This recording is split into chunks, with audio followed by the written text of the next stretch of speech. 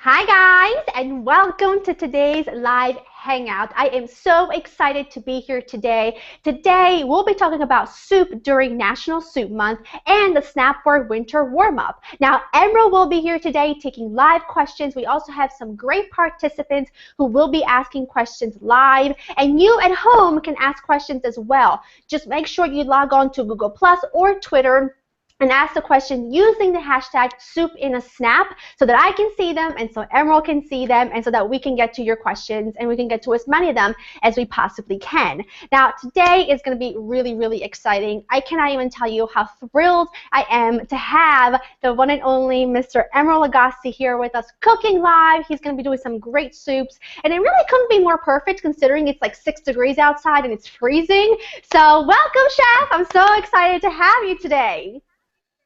Well, thank you so much. I'm delighted to be here, Laura, and it's going to be an exciting chat. It definitely is, and we have some great participants. I've got some awesome bloggers. We've got Julie from Redhead Can Decorate. We have Kat from A Girl and Her Food. Melissa from Stockpiling Moms. Vanessa from Chef Druck. And Wendy from Around My Family Table. Welcome, ladies. Tell us a little bit about yourself and what you'd like to blog about. Hi, Laura. Hi, Emeril. My name Hello. is Julie. I'm from Redhead Can Decorate, and my husband and I live in southeast Michigan, where it's also freezing today. We have 2 children, and we have a little kitty cat named Sylvia. My blog is all about DIY decorating and cooking. And if you look behind me, you can see my DIY kitchen makeover that we completed about 3 years ago, and that's what launched my blogging career. And today, if you can stop by my blog, you'll be able to see Emeril's tomato soup. Awesome. That's awesome. Fantastic. Just a little cold there in Michigan. It's freezing. It's like -14 wind chill. Woo. Need some soup. My kids almost had off school today, but they ended up having to go, so they were really disappointed. Well, you just have to make them a big bowl of soup when they come home. Yes. Kat, you want to tell us a little bit about yourself? I think you're muted.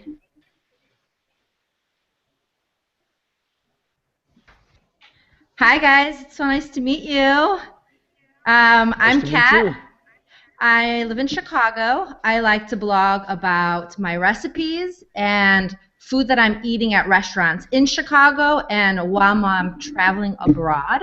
When I'm not eating or cooking, I like to spend time with my adopted black cats and my boxers. We just adopted a beautiful boxer girl. We drove all the way to Kansas to rescue her. Yeah, so my hands are full right now, and it's kind of hard potty training with cold weather in Chicago. Oh, yeah. I feel ya. You know, Kat, we adopted a boxer as well a year ago, and yeah, when we brought him home from right outside of Detroit to New Orleans, and he's been wonderful. He was very frightened in the beginning, but he's adapted very well and is really attached to my kids, and it's been a wonderful experience. So good luck. Thank you. I hear they're really good with kids. I don't have kids yet, knock on wood, hopefully soon, but I hear they're great with children, so I'm looking forward to that. They're awesome animals.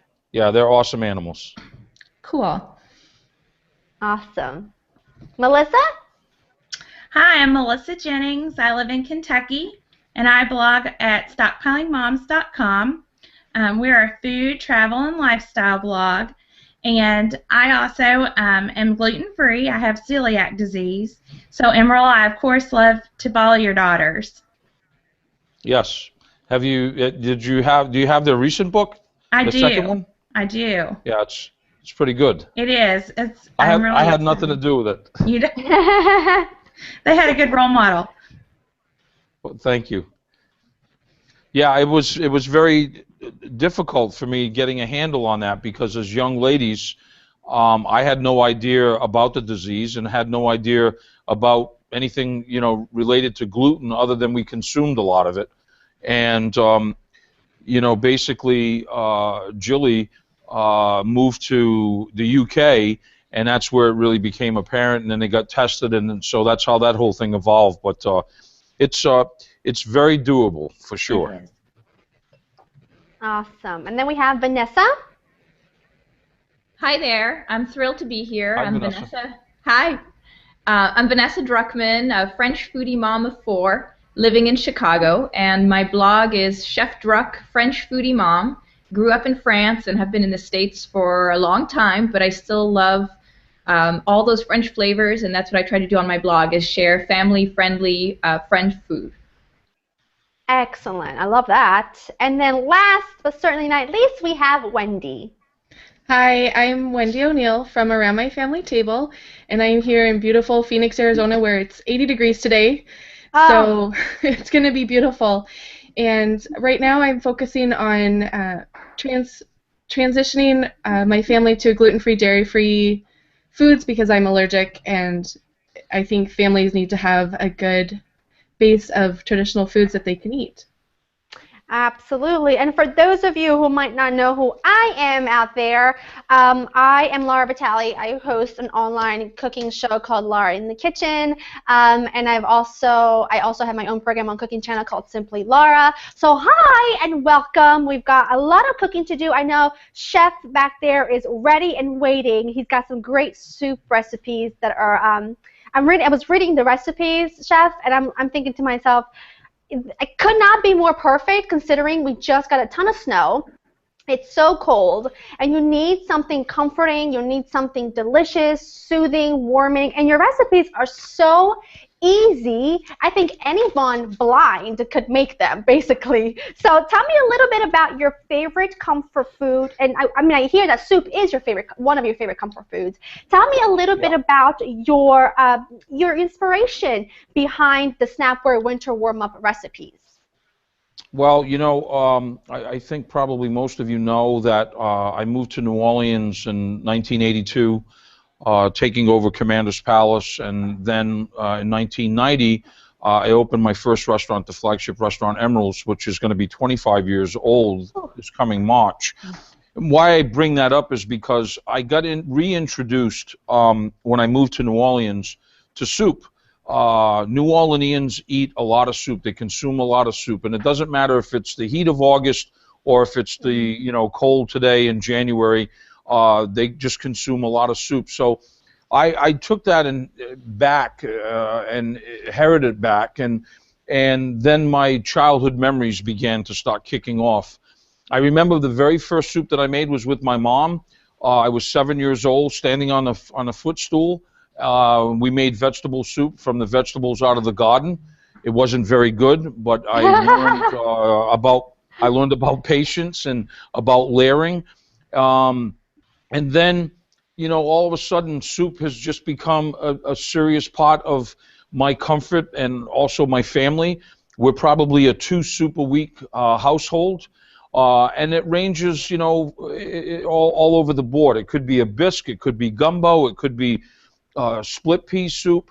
The 3 soups that I created in conjunction with National Soup Month for Snapware, a broccoli cheese soup, only because in my self-poll that I did with my team, it seemed to be coming out of most people's vocabulary that they like broccoli cheese soup. So I did a little rendition, a little version of mine. White bean, Tuscan white bean, and broccoli rabe, or you could use escarole as another soup. We made tons of it yesterday. And then Creole, sort of a little Creole inspiration, but a little cream of tomato soup we did last night for a group, and we served it with prosciutto and truffle cheese, grilled cheese, and it's just absolutely delightful. And like you guys in Chicago, and I think everybody's pretty much cold around the country, what a perfect day for a hot bowl of soup. So, you know, I guess my memory would probably start with clam chowder, growing up in New England, but you know, now smoked chicken and andouille sausage gumbo would be perfect right now with some rice. So that's where I am. I'm loving it, loving it, loving it. So I know that you've got some cooking to do, and if you don't mind, I'm going to start asking some questions because we've got questions coming in from Twitter. So guys, if you are tweeting or if you're on Google Plus asking questions, make sure that you use the hashtag soup and a snap so that I can see them and they'll pop up on my little iPad here. But we have a Twitter question coming from Batances99, and the question is there an infallible technique when making broth for chef? Well, I think keeping things simple is the best thing that you can possibly do. Broth or stock is really a major foundation, obviously, of soups and stews and gumbo and bisque, et cetera, et cetera. So, you know, keeping it pretty simple. Ameripois or ends of those ingredients of Ameripois, aromatics like peppercorns and or you know, some herbs that you might like thyme. I like to use thyme in a lot of my stocks.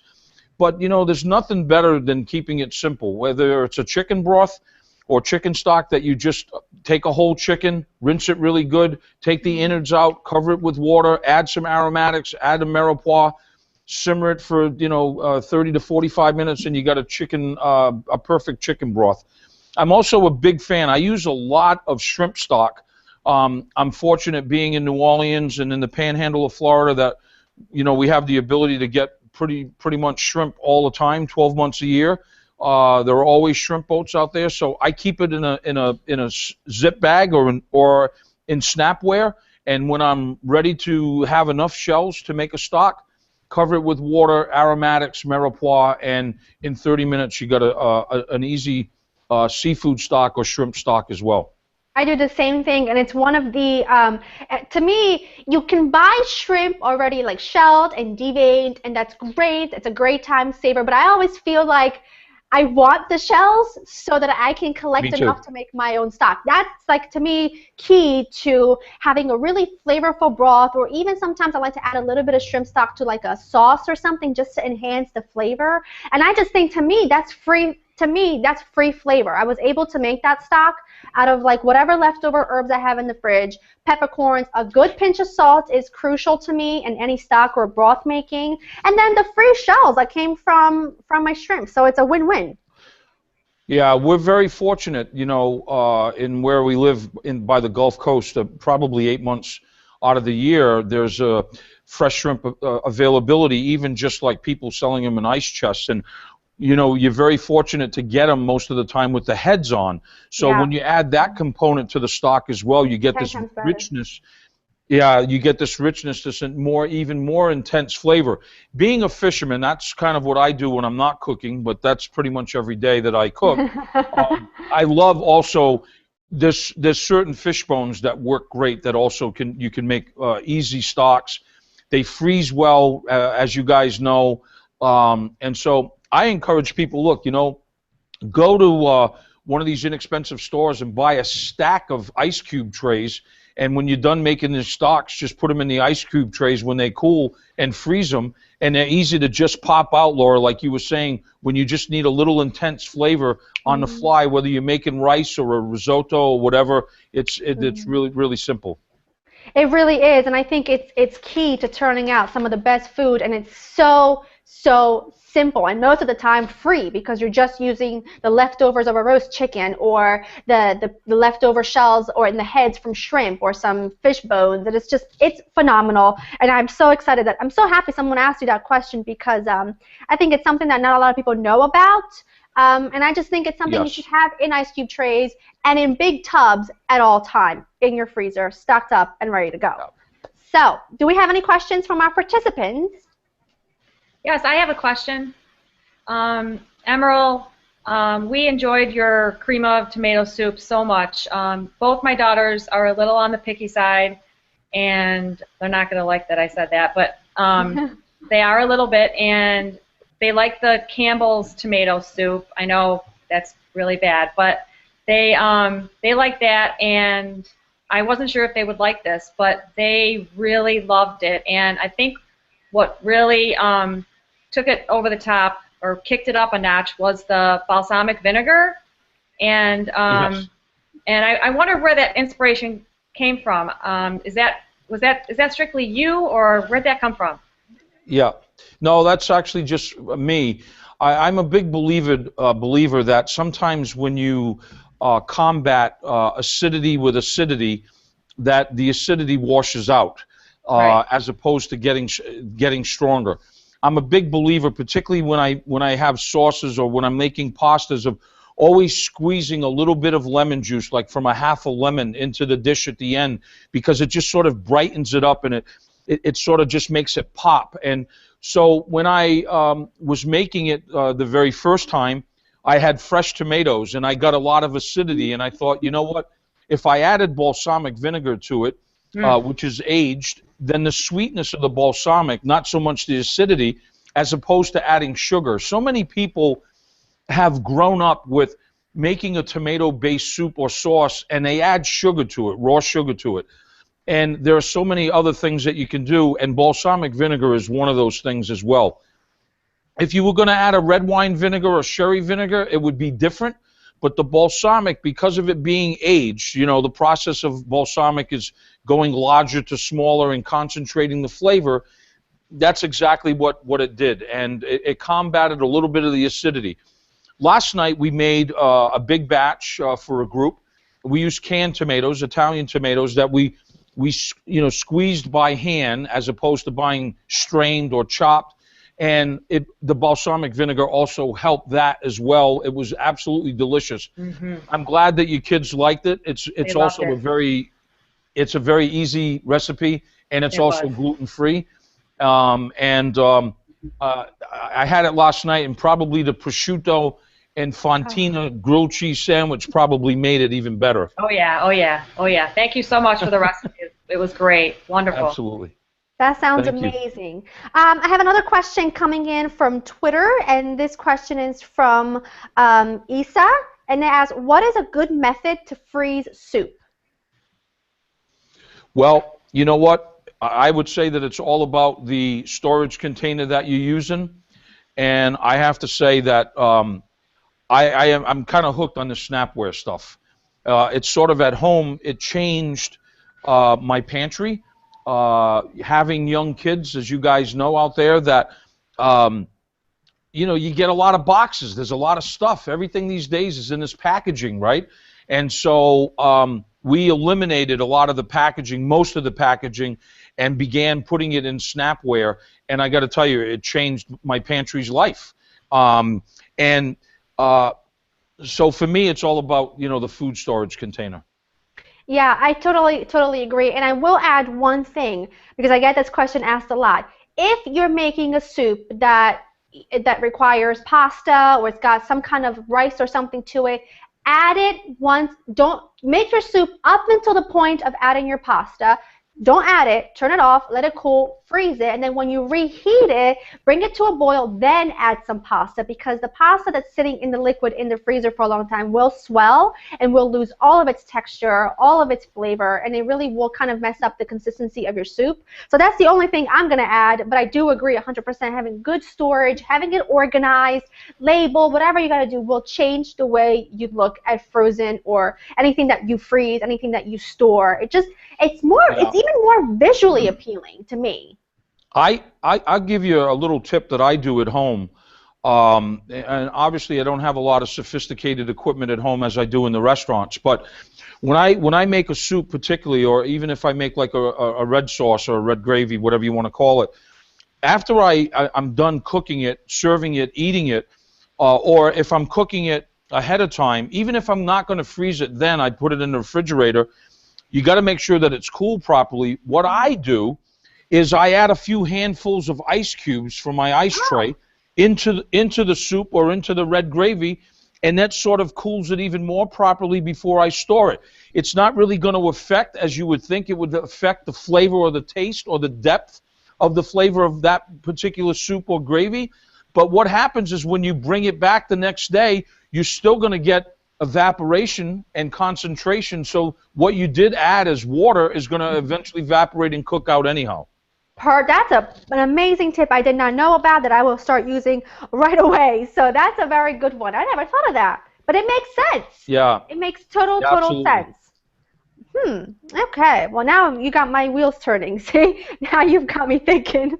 Okay, I have one more question, and then I'll leave you to be for a little bit. I've got a question coming from Eileen from Twitter, and the question is, it's a good one.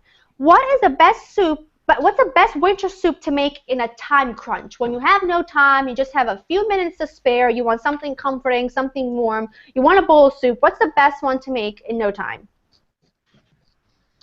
Well, one that's very quick for me that I do a lot at home for my wife is an egg drop soup. You can take box broth and just heat it up. You can, if you have time, you could add a little mirepoix to it or not. It takes on anything that you want to add to it, from tofu to mushrooms to whatever, and then you slur your eggs and just put it in there, and you know, really in about 10-15 minutes you could have soup. Fabulous, fabulous answer. Okay, well, I think if Chef has any cooking to do, anything like that, I will leave you be. But I want to talk to our participants a little bit, and I want to ask if you'll answer them one at a time so I don't get overwhelmed. What is your go-to winter soup or winter comfort food that you look forward to around this time of year? Let's start with Kat. I'm obsessed with making broth. I know it's a huge trend right now in New York with the Brodo that came out, and everyone's sipping Brodo, and it has so many benefits health-wise, immune building, and it's so delicious, so easy to make, and I always sip it. Like especially today, I'm actually sipping some right now, Awesome. And it helps. I stay healthy in the winter, and it warms my belly. So, broth. Awesome. What about you, Wendy? I'm going off of order. You see that? I'm being a rebel. Well, mine's not really a soup though. I guess we tend to stick with chilies. We make a ton of chili. It's just so good and so easy. You can make it fast. You can make it slow, with only beans, with meat. It's very versatile. I totally agree. One of the best things about chili, I love the flavor of chili. So I love that I can take those flavors and make the chili really, really thick and then stuff it in peppers or something. Absolutely. Or which is probably not the healthiest thing in the world to do, but leftovers the next day. I love kind of heating it up in a skillet and cracking an egg on top. You should try it. It's so good. And I like a carb-free breakfast. You see my excuses there. So yeah, I do have a soft spot for chili, and I love that you can make it vegetarian, you can make it white chili, you can make it really smoky with different peppers, with different spices. It's very versatile, and to your point, you can make it quick, you can make it slow cook, you can put it in the crock pot all day, you can even, I put mine sometimes in my Dutch oven and just throw it in the oven and don't even worry about it, let it cook for hours, and it perfumes your home so nicely, and it's so warm and it's so cozy. I love it. Okay, I'm going to ask a chef a couple of questions. I want to know if you have like picky children, and that's going back to Julie's kind of question earlier. If you have picky kids who don't so much love soups with like tons of celery and onions and chunks of carrots. I have twin brother and sister who are teenagers, and nowadays if something's colorful and chunky, they want nothing to do with it. So my question is, if you've got picky kids who look at something and they said there's too many chunks of things, what's a good soup option for them? Because I know you can puree things, but is there something in mind that you might have in mind that might work well, that won't make the parents go nuts having to make a separate dish for the kids? I had an experience not long ago where I let my kids choose some of their favorite vegetables, and of course corn came out as one, and potato came out. So I sort of did the spin on a very easy recipe called Mexican soup, even though that it's not really from Mexico or anything really other than it has a little bit of chili powder and cumin. But I use ground turkey, which they love, and broth, of course, and those spices that I just said, and salt and pepper. And I just put tons of corn and potatoes in it, and we started there. From there, the following week I added another vegetable. I added onion, and then I added onion and celery, and it starts to become familiar to them in steps and in time. So if you're not going to puree something, that's a good way to do it, and certainly to involve them in that. But of course, the almighty, if you're trying to get them to eat a lot of vegetables, is to puree it and then put something like corn kernels in it, if they like corn, in it, so that they can disguise that, but they can't disguise what you pureed. It's a great tip. So basically, ask them what their latest favorite vegetable is, like their latest favorite flavor combo, and then just work from there. I have to say, what works well for me when I'm cooking for my siblings is pureeing things. Like my grandmother makes a delightful pot of chicken pastina, but she puts butternut squash in and tons of vegetables that my siblings would probably scream running. But I pass it through a food mill actually, so it's really creamy, really velvety, tons of flavor, and they gobble it up, a good grating of Parmesan on top, and they're thrilled. So I said puree it. You know, another example during the holidays that I did is that most people like sweet potatoes, and so I made a root vegetable soup that had, you know, parsnips, and it had butternut squash and acorn squash. It had, of course, sweet potatoes, regular potatoes, carrots. Long story short, by the time you puree that and it turns orange, I just said it was a sweet potato soup, and everybody thought it was delightful. Oh, that's brilliant. Why I say that is because if you say butternut squash, most kids are gonna put their nose up and go, "Oh, butternut squash, what's that?" You know. I know. And then you tell them about acorn squash, and my sister tends to think that acorn squash is a decoration. By the way, she does not believe that that's something edible. So when I once roasted it, I roasted acorn squash, and I put roasted pine nuts on top. It was delightful. She looked at me. She says, "Why are you cooking decorations?" And I said, "What are you talking about?" She says, "Why are you cooking that?" So I don't even. Half the time, I don't even tell them what's in things. I disguise it by pureeing it. I make a nice gratin out of things, and they just they do like sweet potatoes. So I can get away with the orange thing because they think it's sweet potatoes and it's fine, or carrots. They can deal with carrots unless it's cubes. Then it's not so much. But point is, puree it. You'll be fine. That's the point of the story. Okay. I have a question coming from Twitter from Eza, and the question is, what is a good soup to store in the fridge without the flavor changing? Well, I mean, I'm sure you guys could answer the question as well. I don't really think if you're using good ingredients, straightforward broth, that really the change of flavor is not going to happen unless you intentionally do that. You know, the comment earlier about chilies and adding different peppers to it, whether they're chipotle, which is you get smokiness and heat, or whether it's poblano and you're just getting, you know, flavor. I don't really. Most soups that I cook are pretty straightforward. I think it comes down to your storage container. Yeah, well, if you got to store it, that's for sure. Yeah. And that's another reason why I like Snapware, because they don't stain. You know, a lot of food containers that I have, and I have others too. I'm not going to say that I just have Snapware, but I have other food containers, but they don't hold up, and they tarnish.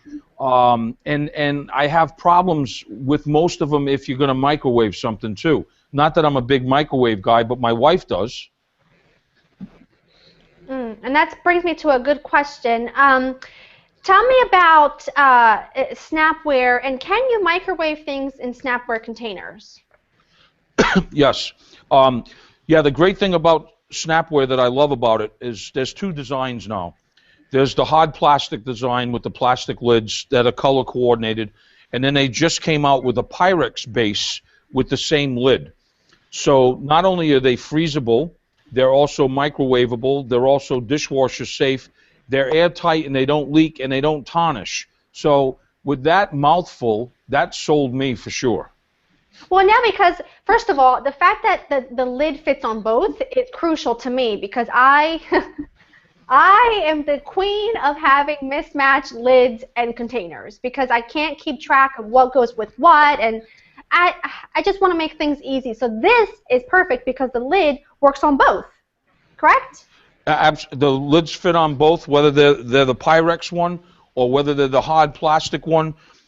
They're interchangeable as well. They're stackable, which is another thing I like, because I don't know about you guys, but most pantries that I go in, including mine before, it's a mess because there's so many food storage containers and different food storage containers. None of them stack. They're all over the place. They take up all this room. The great thing that I love about Snapware as well is that they're stackable. I totally agree. I'm afraid to open up my pantry cabinet half the time because I'm afraid they're going to fall and hit me in the face. Yeah. Because there's like so many different kinds. So that's like the answer to everyone's problem. And I love that the Pyrex one can go from the fridge or from the freezer, let it thaw, and you can just throw the thing in the oven. You can microwave it if you want to. It's one-stop shop. And if you're really busy coming home from work after a long day and you've got some soup already made, I mean, there you have it. You have no cleanup to do. It's super easy. I love it. Well, if you have, you know, a lot of times too, they work really, really well, particularly like in this size here. And that is because, let's just say, like we were talking about earlier, that on Sunday I want to make a red gravy, and I have meatballs and sausage in it, et cetera, whatever, okay? But I'm really looking something, what am I going to do Tuesday night, you know? So I can take some of that and make it into some bolognese or a meat ragu, but use a different type of pasta, and then you can easily do a different dish using the same base and store it in this, and it's not going to go anywhere because they're so airtight. And then come Tuesday, you know, my wife just takes this out of the refrigerator and pops it in the oven for 45 minutes, and away we go. Of course, you can't do that with the plastic lid, and I don't recommend microwaving any of them with plastic lids as well. And you wouldn't do that anyhow with most food storage containers. Correct. Do we have any questions from our bloggers for the chef? Yeah, I want to get back to. Okay. Oh, sorry. My question was, I made your Tuscan white bean soup, which was phenomenal. And I love putting. Did you use broccoli, Rob? I sure did. Got to get those vegetables in. And I loved using the. It's great with escarole too. Yeah, and maybe we'll even try it with a little kale. Go crazy. Yes. I loved using the Parmesan rind as a way to boost the flavor, and I'm wondering, I'm sure you have more flavor boosting tips up your sleeve for soup, and I'd love to hear some. Well, you know, in this particular recipe that you all have for the Tuscan white bean soup, there was no protein. There was no, other than the beans, there was no meat. A lot of times what I do to change it up is I add either sweet or hot Italian sausage to it. I take make a little incision in the casing and just kind of take the sausage out and use it as like sort of a ground meat. I've done chicken with it, where I just take chicken thighs or chicken breast and chop them up without the skin and brown that as well inside of the soup. Has worked really, really good for me as well. And you know, I've also, this is going to sound crazy to you guys, but you know, by using a sprig or two of the rosemary in there and then taking it out, sometimes I will add a little bit more rosemary, and I'll use lamb or ground lamb, and it also gives it a whole different direction, particularly when you have the lemon juice finished with the olive oil and the Parmesan Reggiano cheese. It's dynamite. Sounds delicious. That does sound delicious. And you know, I make a bean soup very similar to that, but that's like my bean soup when I have absolutely no time at all on my hands or any greens. I always have a couple cans of cannellini beans, and you can always find some kind of pesto in my freezer. I store it in ice cube trays. And I just pop one out, stir that in, add a handful of ditalini, little Parmesan on top, and it is to die for. To die for. So you can really change things up so many different ways. Yes, you know, and you know what, ladies, I will say this too. You know, I'm a creature of habit, so, you know, I kind of grew up where, you know, I would take my beans and soak them overnight, and as I have here, and you know, I've been stuck on that. I guess maybe that's the restaurant as well. But I got to tell you, there's nothing wrong with canned beans either for time saving, as a time saving tip, as long as, for me, as long as you rinse them slowly under cold water and eliminate some of that stuff that's in the can, the beans itself are really, for the most part, the quality is up there. It is, and I think what's even, for me anyway, what I love doing, I like to keep a couple cans on hand just in case, but the best thing my grandma taught me years ago is you take one of those big soup pots, you take a couple 1-pound bag of beans at a time, you soak them, you part boil them so that they're about halfway cooked to 3/4 of the way, drain them, rinse them completely, and then store them in containers, throw them in the freezer, and you have cooked beans already ready. So I like to have black beans, red kidney beans, and cannellini beans, and chickpeas, because those took the longest to cook. I like to have those always ready because I like to use them in chilies or in soups, or even cannellini bean and tuna salad or something. It's just a good thing to have on hand. Instant protein as well. Well, going back to our friend who was talking about chilies and the versatility of chilies, I totally agree with you 100%. I recently just went to a 14-year-old birthday party, and they had a chili party. They actually had 3 different chilies in slow cookers that they were serving folks, in different condiments. They had like a chili bar, and it was really, really interesting. And I really never thought about it, and you know, here I was. I got some great ideas. They had a white chili with chilies. They had a traditional bean red chili, and they had a vegetarian chili. It was absolutely awesome. So I'm with you on the chilies. Sounds amazing. That's a great, great tip. So, ladies, if any of you have questions, please feel free to ask them. Don't feel like you need a specific time. If you've got any questions for the chef, please feel free to ask, because I'm sure that he is more than happy to answer whatever you got. I have another. I have one too. Go ahead. We all do. I have a reader who asked, what do you do if you accidentally put too much salt in your soup? Yeah, it happened to me not long ago. Actually, it just, sometimes you just, you know, particularly when you're layering, you know, I like to layer flavors, so, you know, season, reseason, etc. And it was actually the broccoli cheese soup that I tasted it before I pureed it, and I was like, oh, God, this is a little bit salty. I added a potato. I added a peeled potato diced, and didn't change anything. It actually kind of gave it a little velvety flavor. So I most of the time I would add potato. I've been in the situations where I've added cooked rice as well, particularly if you're gonna puree it or not. But it does work as well. So that's the thing. You can always add more broth, but then you don't have the consistency because if you reduce it, you're still going to get evaporation and concentration and flavor, so the salt's going to come back. So I find a potato works best. Oh, great. That's a really great tip. Thank you. I have another question about for saturated fat in the tomato soup. We had to put I had to force myself to put the cup of heavy cream in it, and I say that as a joke. It was wonderful with it. But is there a way to make it less saturated fat? My husband is on a very low saturated fat diet, so he did have a little bit, but is there a way to make it less fat? Yeah, I mean, you can do a few things. You can eliminate it totally. It's not going to be as velvety. You can increase the olive oil when you're, particularly if you're pureeing it with a hand mixer. That works into it. Good olive oil works into it really, really well. Mm-hmm. I've been in a situation where I was cooking for some folks, and they wanted a tomato-based soup, but they were really concerned, as probably your husband, about the saturated fat and about the cream. Right. So I used a plain yogurt. Okay. And I got that sheen, and I got that velvetiness in my palate that I was looking for without it being heavy cream.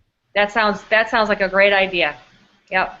What I've done to cut down on the cream whenever I'm making a bisque or a soup, going back to a previous question actually, I like to add a potato or two because that gives me a really beautiful velvety consistency, and then all I do is just finish it off at the end with like a 1/4 cup of cream rather than a whole cup, but I still get that velvety creamy consistency that a beautiful creamy bisque or soup should have, but it's not adding so much. And if you're only adding like a 1/4 cup and your soup can serve up to 6 to 8 people, now you're talking less than a tablespoon per person. Right.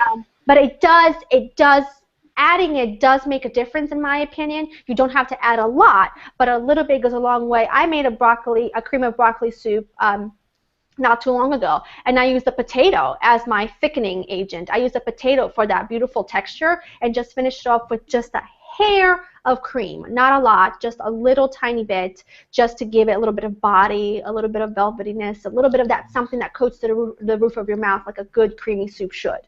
So that's my tip. Great idea. That's also a great idea. Thank and you. I also know this might change the flavor a little bit in certain soups. I have a friend of mine who does very low carb, and she took my broccoli soup, and instead of adding potatoes, she added cauliflower, and it worked the same way. So there's a good tip for that. Yeah, great tips. Okay, so I think we are almost near our time, and I wanted to ask the chef one last question because I love this. Why is it necessary to mash up some of the beans in your Tuscan bean soup? Can you repeat that? I'm sorry. Why is it necessary to mash up some of the beans in your white bean soup, in your Tuscan bean soup? It's the same thing like putting the Parmesan cheese rind. Do you save your rinds? Of course. Yeah. So I mean, I'm a big fan of that. I use a lot of Parmesan Reggiano cheese at home, and I always save the rinds in either in Snapware or a zip bag, and I think it adds tremendous flavors to certain things. You know, the broccoli rabe was just because it was beautiful, and so that's what went in it. As I said earlier, other greens can be in there as well, from shad to kale to, you know, to escarole.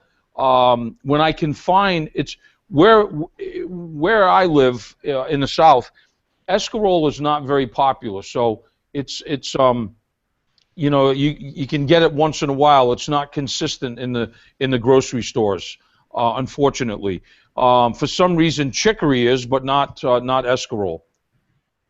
Yeah, when it's available, I like to get my hands on it because I love it. I grew up eating escarole, so to me, it's a very familiar, comforting flavor. And when I can find it, I grab it so I can make it sautéed with like olives and garlic and hot pepper flakes. I can put it in a soup. I can stuff it in pizza. I love escarole. Oh, okay. We have questions. We have time for one more question, and I would like for one of our bloggers to go ahead and ask one last question for our chef, and then we will be ready to wrap it up.